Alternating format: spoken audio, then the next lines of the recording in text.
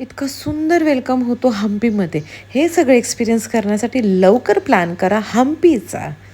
इथला इतिहास, साम्राज्य कसा काय होता हे मी सांगण्यापेक्षा इथे येऊन जर आपण गाईड केला ना, तर गुगलपेक्षा पण इतका भारी इन्फॉर्मेशन देतो ना, की आपल्याला डेजावूच व्हायला लागतं.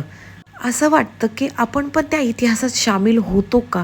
खरं सांगू, मला ना लोटस महल बघून अगदी वाटलं मी इथली राणीच होती का काय? पण लवकर भानावर यावं लागलं, कारण इथे बघण्यासाठी खूप काही आहे. इथे येऊन लोकल मील ट्राय करण्यात मजाच कुछ और है. हम्पी बरोबर तुम्ही बदामी पण करू शकता जर तुमच्याकडे वेळ असेल तर. इतिहास, कला आणि निसर्ग ह्याचा सुंदर संगम म्हणजे हम्पी. फेब्रुवारी आणि नोव्हेंबरमध्ये इथे मोठा उत्सव असतो, त्यामुळे प्रचंड गर्दी असते. म्हणून ते डेट्स टाळूनच इथे या.